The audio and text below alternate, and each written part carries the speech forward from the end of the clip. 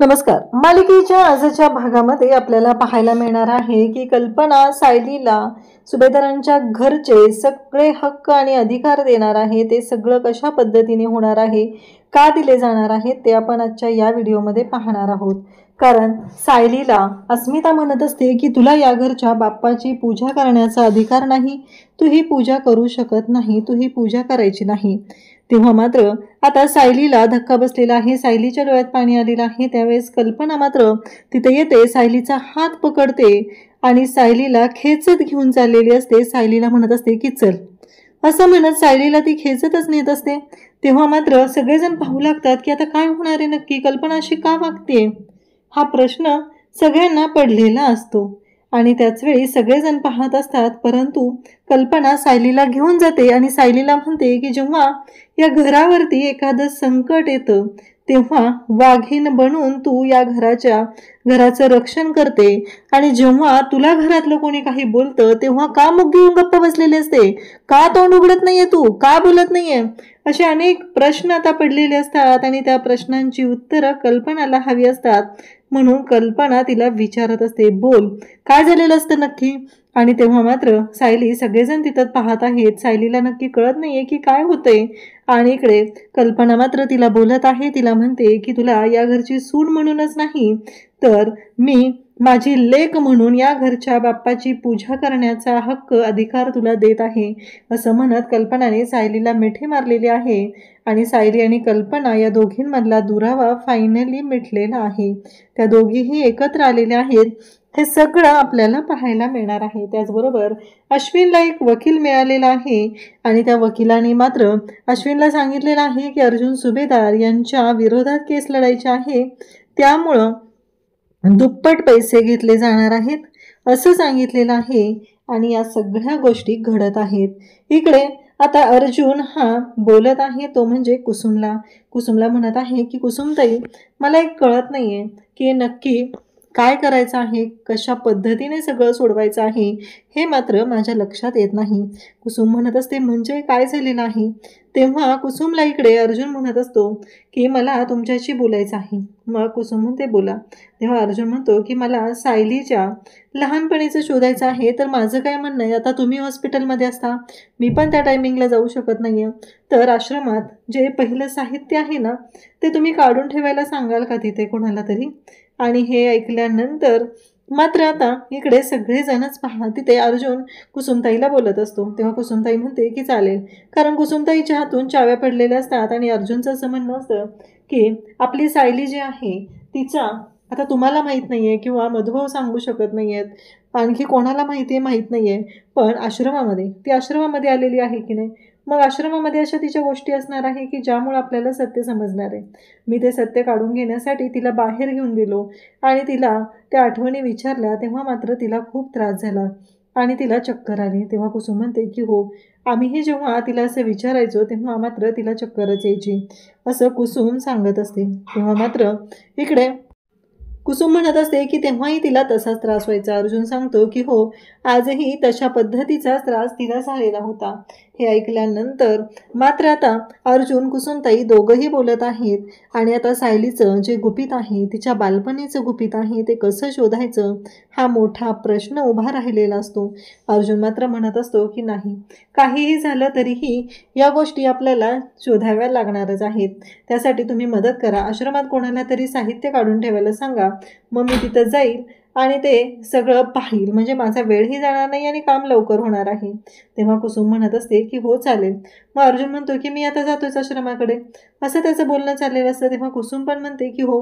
आणि अर्जुन आणि कुसुम या दोघांचंही ठरलेलं आहे की लवकरात लवकर सायलीच्या आईबाबांना शोधायचं आहे, सायलीला तिचं सुख परत मिळवून द्यायचं आहे, हे त्यांचं ठरलेलं असतं. त्यासोबतच कुसुम मात्र विचार करत असते. कुसुम म्हणत असते की काय करायचं आहे नक्की, सायलीच्या बाबतीत असं काय घडलेलं आहे, सायलीच्या बाबतीत ह्या गोष्टी अशा का होत आहेत, असे अनेक प्रश्न पडलेले असतात. आणि त्याच वेळी अर्जुन आता बसलेला असतो. तो म्हणत असतो की काहीही झालं तरीही या घरात मला सायलीला सुखात बघायचं आहे, तिला तिचं सुख परत मिळवून द्यायचं आहे, असं बोलणं चाललेलं आहे. आणि त्याचवेळी इकडे सायली आता आलेली असते. सायली म्हणते की आपण निघायचं का? तेव्हा अर्जुन म्हणतो की हो चालेल, पण एक माझं काम होतं, मला एका ठिकाणी बाहेर जायचं आहे, तुम्ही वा पुढे, मी ते काम करून येतो. सायली म्हणते काय चाललंय? एकतर गणपती बसवायचा आहे, म्हणजे गणेश गणपती बसवायचा आहे, सगळी तयारी करायची आहे, आणि तुम्ही हे सगळं काय बोलताय?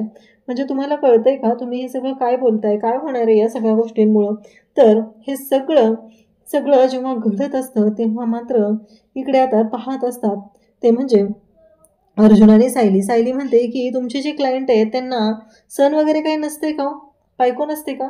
तेव्हा अर्जुन म्हणतो सणाचं नाही माहिती, पण तुझ्यासारखी बायको त्यांच्याकडे नसते गं, असं अर्जुन बोलत असतो. सायली म्हणते की मी अजिबात तुमचं ऐकणार नाही, तुम्हाला यावंच लागणार आहे माझ्यासोबत, असं सायली सांगत असते. तेव्हा अर्जुन म्हणतो की ठीक आहे येतोच आहे.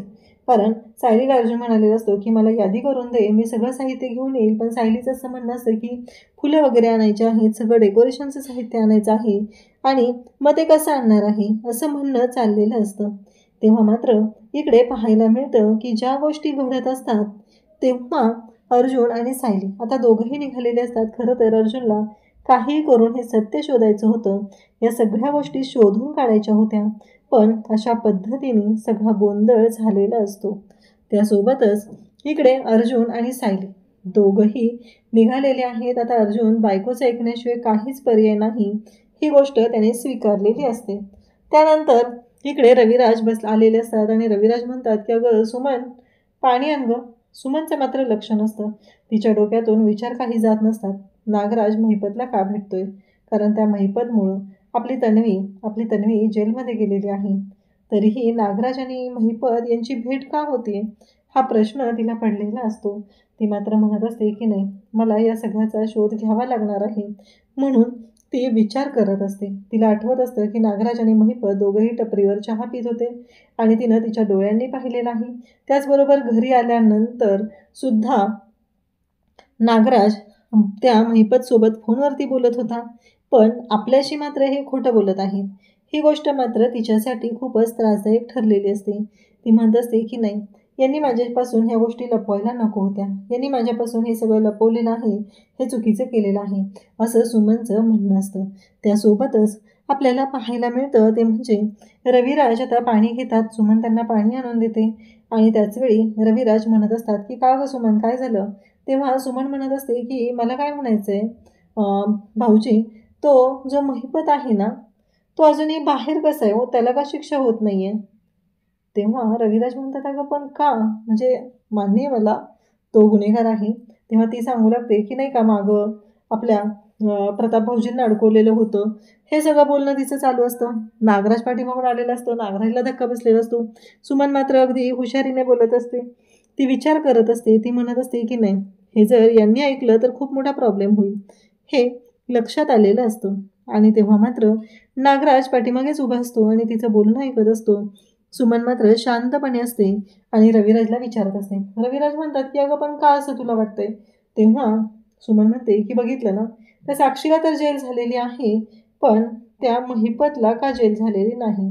तेव्हा रविराज म्हणतात की अगं मुलाने गुन्हा केला तर त्याच्या वडिलाला शिक्षा द्यायचा कायदा नाही आपल्यात. मग असं असतं तर मला सांग, तन्वीनं जो गुन्हा केलेला आहे त्याच्या बदल्यात मलाही शिक्षा भोगावी लागली असती ना.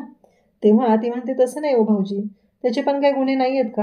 आधी काय त्याने केलेलं नाही आहे का? आपल्याला माहितीच आहे की तो कसा आहे तो, असं ती सांगत असते. तेव्हा रविराज म्हणतात की हो बरोबर आहे, पण तो ना पुरावा मागे सोडत नाही आहे. तो गुन्हे करतो, सगळं करतो, पण पुरावा मात्र मागे सोडत नाही, असं इकडे रविराज बोलत असतात. आणि कायद्याला पुरावा लागतो, मग पुराव्याअभावी तो प्रत्येक वेळेस सुटून जातो, असं रविराजांचं म्हणणं असतं. तेव्हा मात्र इकडे आता नागराज तिथे येतो आणि नागराज म्हणतो अगं सुमन, मला एक कळत नाही आहे की अचानक तुला त्या महिपतची का आठवण झाली, म्हणजे तो का आठवला? तेव्हा सुमन सांगू लागते की अहो काय माहिती आहे का, मी ना आता तन्वीचा विचार करत होते, आणि मग तन्वी म्हणलं की साक्षी, साक्षी म्हणलं की महिपत, इथंपर्यंत गोष्टी आठवतात मला, म्हणून मी आपल्या भाऊजींशी बोलायला घेतलं. नागराजला मात्र वेगळीच भीती वाटत असते. नागराज म्हणतो की मला काय म्हणायचं आहे, त्या पापी माणसाचं आपल्या घरात नाव तरी कशाला घ्यायचं आहे? आपलं हे आपलं हे किल्लेदारांचं घर आहे आणि त्याचं पावित्र्य आपल्याला माहिती आहे, बाप्पा येणार आहेत आणि उगीच त्या व्यक्तीचं नाव घेऊन आपल्या घरातलं वातावरण का खराब करायचं आहे असं नागराज म्हणत असतो. म्हणजे तो सोज्वळपणाचं आव्हानत असतो आणि तसं दाखवत असतो की हो, कारण काहीही झालेलं असलं तरीही तो माणूस चुकीचा आहे, त्याचं नाव आपल्या घरात घ्यायचं नाही. सुमनला मात्र राग येत असतो. सुमन म्हणते की हा माणूस किती खोटं बोलणार आहे, कारण हा माणूस सरळ सरळ तिथे भेटून येतो आणि मी नाव घेतलं तर याला त्रास होत आहे. इकडे अर्जुनने कुसुमताईला फोन केलेला असतो. कुसुमताई म्हणत असते, बोला अर्जुन सर, काय झालं? तेव्हा मात्र अर्जुन सांगतो की अहो कुसुमताई, मला जायचं होतं ना आश्रमात, मला जाता चालेल नाही. तेव्हा कुसुमताई म्हणते, काय झालं? तेव्हा अर्जुन सांगू लागतो की प्रॉब्लेम असा झाला की जेव्हा आम्ही जायला निघालो तेव्हा माझ्या बायकोने मला अडवून ठेवलं आणि सांगितलं बाप्पा येणार आहेत आणि त्याची तयारी करायची आहे. मग मला तिने जाऊच नाही दिलेलं. तेव्हा तो म्हणतो की मी आजच जाईल, म्हणजे लवकरात लवकर जाईल, पण तुम्ही ते साहित्य तेवढं ना काढून ठेवायला सांगा. म्हणजे मधुभाव कसे ते आपल्याला माहीत होतं, तसं काहीतरी सामान असणार आहे, या गोष्टीची जाणीव आपल्याला आहे, म्हणूनच मी तुम्हाला सांगत आहे. तेव्हा मात्र इकडे कुसुम म्हणते की चालेल. आणि नेमकं त्याच वेळी सायली तिथं आलेली असते. सायली आली की अर्जुन आपला बोलत असतो, तो म्हणजे चैतन्याशी बोलत आहे असं त्याचं दाखवून असतं. अर्जुनला असं वाटत असतं की सायलीला असं वाटावं की तो चैतन्याशीच बोलत आहे. सायली म्हणते अहो. तेव्हा अर्जुन म्हणतो की हा, मी केसच्या संदर्भात बोलत आहे. तेव्हा अर्जुनला सायली सांगू लागते की नाही, मला तुमच्याशी बोलायचं होतं ना, म्हणून मी आलेले आहे, असं सायलीचं म्हणणं असतं. तेव्हा मात्र इकडे सायली जेव्हा हे सगळं बोलत असते तेव्हा अर्जुन तिला म्हणतो की चैतन्याचा फोन आहे ना, केसच्या संदर्भात डिस्कशन सुरू आहे. तेव्हा सायली म्हणते, बरं त्या इकडे माझ्याकडे, मलाही चैतन्य सरांना बोलायचं आहे. तेव्हा मात्र अर्जुन म्हणतो, पण का का बायको, काय झालं?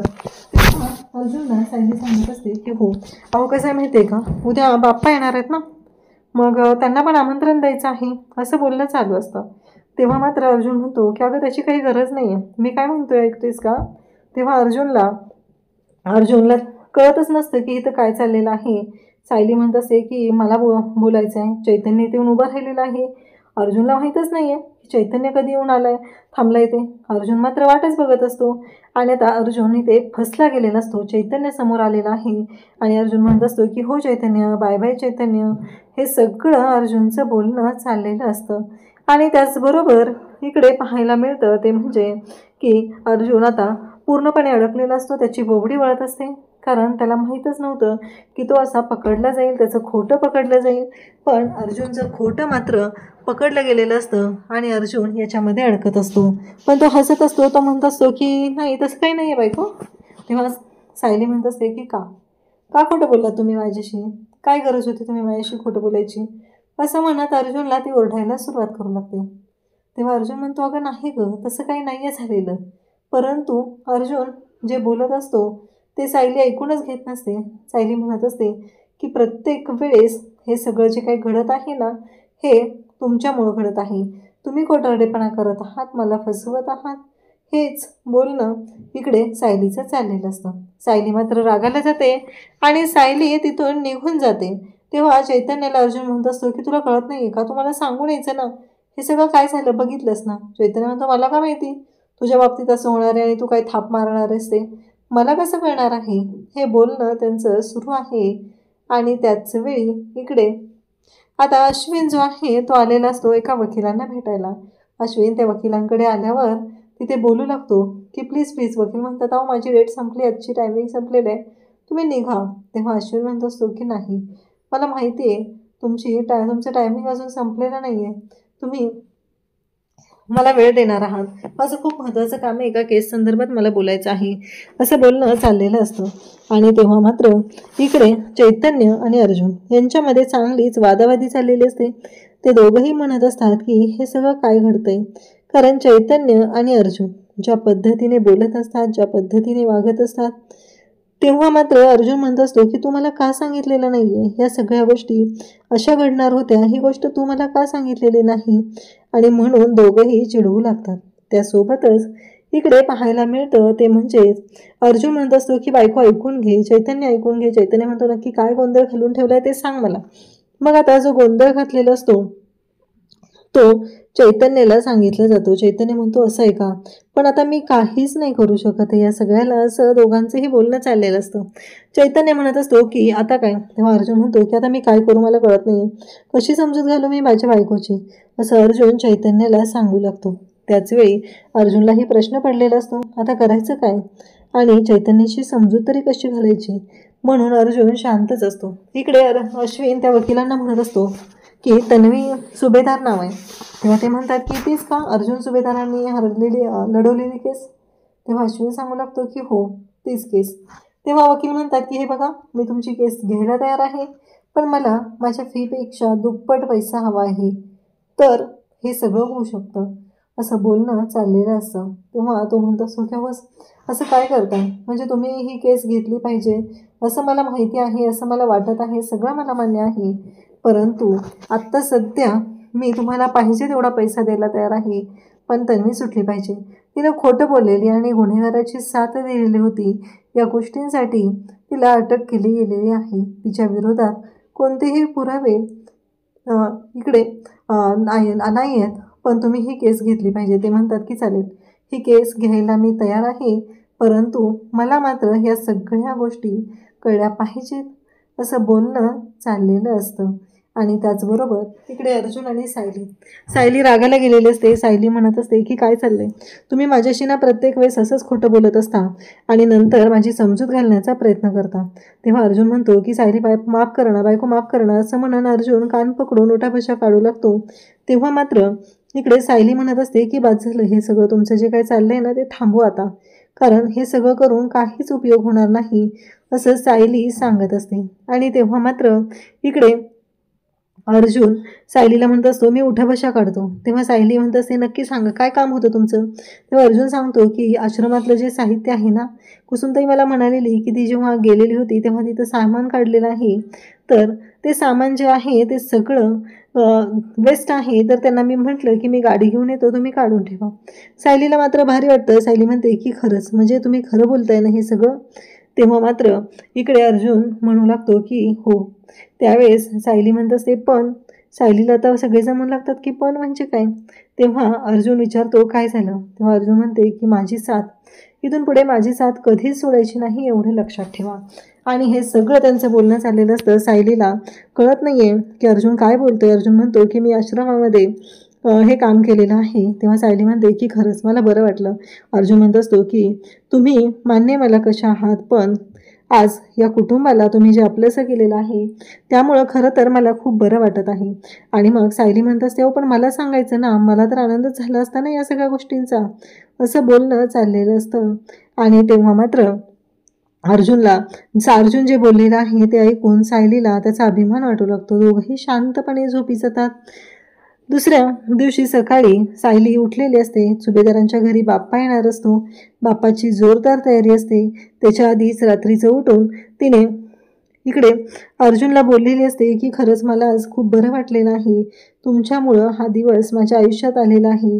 की मधुभाऊंवरती जरी त्यांच्यावरती हल्ला झालेला असला तरी मधुभाऊसुद्धा लवकरच बाहेर येणार आहेत. हे सगळं तिचं बोलणं चाललेलं असतं. अर्जुनला ती म्हणत असते की मला आज तुमचा अभिमान वाटतोय.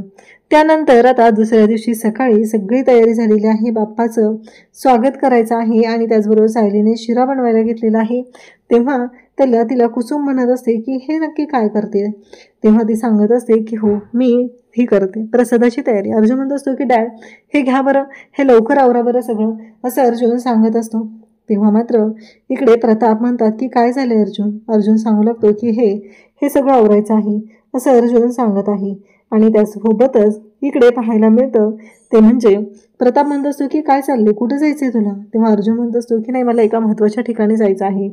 तेव्हा मात्र इकडे सगळेजण त्याला सांगू लागतात की आज कुठेही जायचं नाही, पण अर्जुन सांगतो की बाप्पाची स्थापना झाली की मग मी जाणार आहे, असं अर्जुन स्पष्टपणे सांगत असतो. इकडे आता कुसुम, विमल आणि सायली स्वयंपाकघरात असतात. तर कल्पना आलेली असते, कल्पना बोलत असते. तेव्हा मात्र सायली तिथं असते. सायली सांगत असते की हो सगळं व्यवस्थित होणार आहे. तेवढ्यातच अस्मिता तिथं आलेली असते आणि गोडाचा शिरा केलेला आहे हे सगळं बोलणं चालू असतं. आणि विमल मात्र सायलीचं कौतुक करायला थांबत नाही.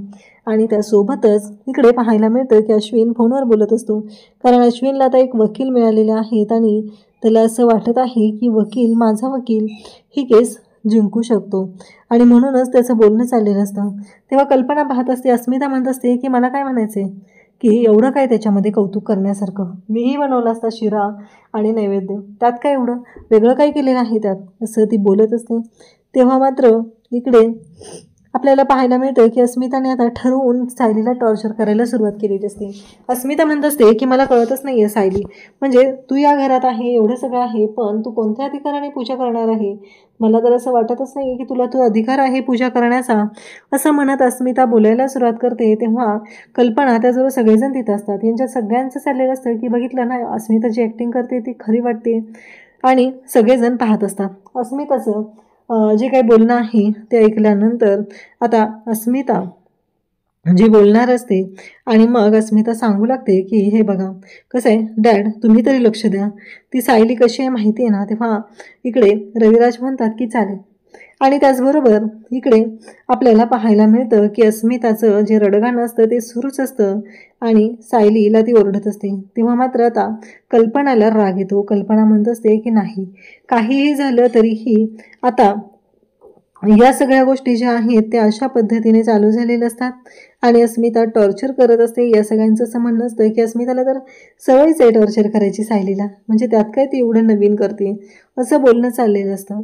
आणि त्यासोबतच आता कल्पना म्हणत असते तुला तेवढं तरी येतं का करता, तू काय करते ते सांग बरं. ती म्हणते हां मी केलं नाही आहे कधी, पण करू शकणार नाही असं थोडंच आहे, असं बोलणं चाललेलं असतं. तर उद्याच्या भागात आपल्याला पाहायला मिळतं की कल्पना सायलीच्या जवळ जाते, तिचा हात पकडते आणि खेचत तिला घेऊन येऊ लागते. इकडे बाप्पा आलेला आहे आणि त्याचबरोबर बाप्पाचं स्वागत झालेलं आहे. आणि सायलीला कल्पना म्हणत असते की या घरावरती जेव्हा संकट येतं तेव्हा तू हे संकट दूर करतेस आणि त्याचबरोबर या संकटामुळं येणारा त्रास तुझ्या पावलांनी निघून जातो, हे सगळं बोललेलं असतं.